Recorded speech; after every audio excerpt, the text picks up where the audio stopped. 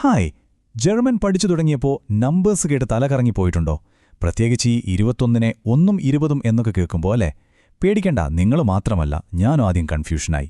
പക്ഷേ ഇതിന്റെ പിന്നിലൊരു ചെറിയ രഹസ്യമുണ്ട്. നമുക്കൊരുമിച്ച് അതങ്ങ് പൊളിച്ചെടുക്കാം. അതെ, ഇതാണ് തുടക്കക്കാരെ എല്ലാവരെയും കുഴപ്പിക്കുന്ന ചോദ്യം. എന്തുകൊണ്ടാണ് 21-നെ 1ഉം 20ഉം എന്ന് പറയുന്നത്?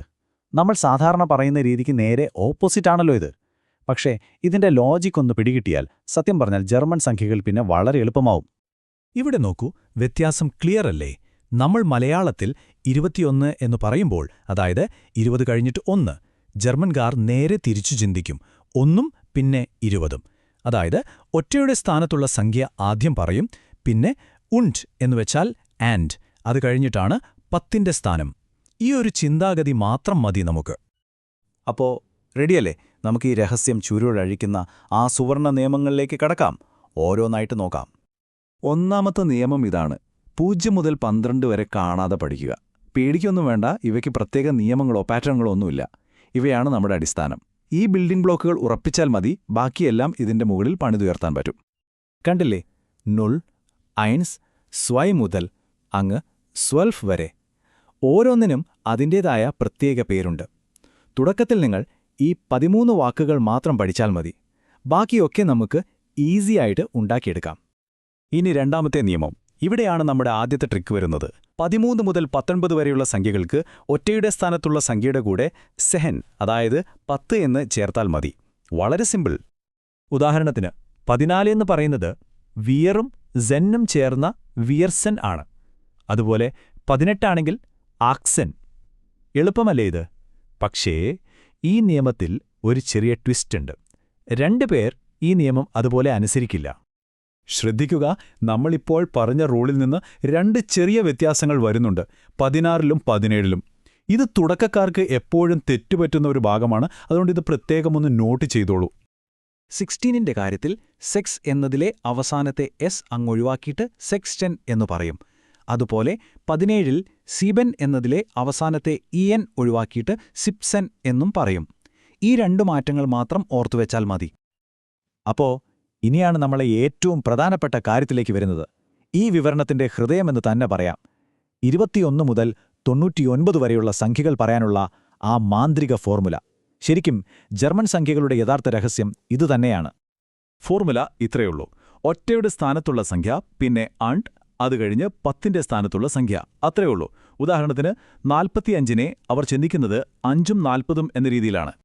നമുക്ക് 45 എന്ന സംഖ്യ ഈ ഫോർമുല വെച്ചൊന്നുണ്ടാക്കി നോക്കാം. ആദ്യം ഒറ്റയുടെ സ്ഥാനത്തുള്ള 5, അതായത് ഫിൻഫ്, പിന്നെ ഉണ്ട് ചേർക്കുക. അതിനുശേഷം 40, അതായത് ഫ്യോത്സിഷ്. ഇതെല്ലാം കൂടി ചേർത്ത് ഒറ്റ വാക്കായിട്ട് ഫുൻഫുൻ വ്യോത്സിക് എന്ന് പറയും. ഇനി വളരെ പ്രധാനപ്പെട്ടൊരു കാര്യമുണ്ട്. നമ്മൾ ഈ ഉണ്ടാക്കിയെടുക്കുന്ന സംഖ്യകൾ എഴുതുമ്പോൾ ഇടയ്ക്ക് സ്പേസ് ഇടാൻ പാടില്ല. 1 മില്യൺ വരെയുള്ള സംഖ്യകൾ ഒറ്റവാക്കായിട്ടാണ് അവർ എഴുതുന്നത്. കണ്ടോ, 21 എന്ന് സ്പേസ് ഇട്ട് എഴുതുന്നത് തെറ്റാണ്. ശരിയായ രീതി 21 എന്ന് ഒന്നിച്ച് ഒറ്റവാക്കായി എഴുതുന്നതാണ്. സ്പെല്ലിംഗ് ശരിയാക്കാൻ ഈ നിയമം ഓർത്തുവെക്കണം കേട്ടോ. ഇനി ഞാൻ കുറച്ച് പ്രോ ടിപ്സ് തരാം.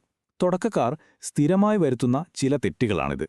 ഇത് ശ്രദ്ധിച്ചാൽ നിങ്ങൾക്ക് ആ തെറ്റുകൾ വളരെ എളുപ്പത്തിൽ തന്നെ ഒഴിവാക്കാൻ പറ്റും. നമ്മൾ 1 എന്നതിന് 1 എന്നാണ് പഠിച്ചത്. പക്ഷേ 21, 31 എന്നിങ്ങനെ മറ്റു സംഖ്യകളുടെ കൂടെ വരുമ്പോൾ ആ അവസാനത്തെ എസ് അങ്ങ് പോകും. അപ്പം അത് 21 എന്നാകും. 1 എന്ന ഒറ്റയ്ക്ക് നിൽക്കുമ്പോൾ മാത്രം 1 എന്ന് പറഞ്ഞാൽ മതി. വീണ്ടും ഒരു പാറ്റേൺ ബ്രേക്ക്. 30 എന്ന സംഖ്യയുടെ കാര്യത്തിൽ ഒരു പ്രത്യേകതയുണ്ട്. മറ്റെല്ലാ 10ന്റെ ഗുണിതങ്ങളിൽ നിന്നും ഇത് കുറച്ചൊന്ന് വ്യത്യസ്തമാണ്. 20, 40, 50 ഇതെല്ലാം സിഗിൽ അവസാനിക്കുമ്പോൾ 30 മാത്രം ബിസിഗിലാണ് അവസാനിക്കുന്നത്, അതായത് ദ്രൈസിഗ്. ഇതിൽ സെഡ് എന്ന അക്ഷരമല്ല, മറിച്ച് ബീസെ, അതായത് എസ്സെറ്റാണ് ഉപയോഗിക്കുന്നത്. ഇതൊന്ന് പ്രത്യേകം ശ്രദ്ധിച്ചോളൂ. നിങ്ങൾ ഓർക്കുന്നുണ്ടോ നമ്മൾ നേരത്തെ 16ന്റെയും 17ന്റെയും കാര്യം പറഞ്ഞത്? സെക്സ്റ്റേൻ, സിപ്സേൻ. ആ മാറ്റങ്ങൾ ഓർമ്മയില്ലേ? അതേ ലോജിക്ക് തന്നെയാണ് 60നും 70നും. സെക്സിലെ സ കളഞ്ഞിട്ട് സെക്സ്ചിക്കാക്കി, സീബനിലെ എൻ കളഞ്ഞിട്ട് സിബ്സിക്കാക്കി. സിമ്പിളല്ലേ? ഓക്കെ, അപ്പോൾ നമ്മൾ നിയമങ്ങളെല്ലാം പഠിച്ചു. ഇനി ഇത് ശരിക്കും ഒരു സംഭാഷണത്തിൽ എങ്ങനെയാണ് ഉപയോഗിക്കുന്നത് നോക്കിയാലോ. ഉദാഹരണത്തിന് നിങ്ങളുടെ വയസ്സിങ്ങനെ പറയും: ഇഷ് ബിൻ 23 ഷാറെ ആൾട്ട്, അതായത് എനിക്ക് 23 വയസ്സുണ്ട്. ഈ ഡ്രയോൺ സ്വാൻസിച്ച് എന്ന വാക്കൊന്ന് നോക്കിക്കേ. ഡ്രൈ അതായത് 3, പിന്നെ ഉണ്ട്, അതിനുശേഷം സ്വാൻസിച്ച് 20.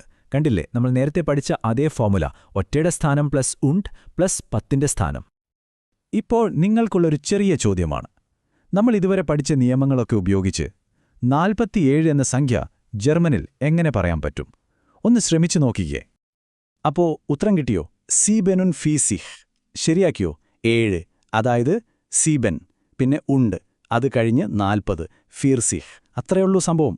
കണ്ടോ, ആ തലതിരിഞ്ഞ രഹസ്യം ഇപ്പോൾ നിങ്ങളുടെ കയ്യിലുണ്ട്. ഇനി വേണ്ടത് കുറച്ച് പ്രാക്ടീസ് മാത്രമാണ്. ജർമ്മൻ നമ്പേഴ്സ് പിന്നെ നിങ്ങളുടെ കയ്യിലിരിക്കും. Feeler folk.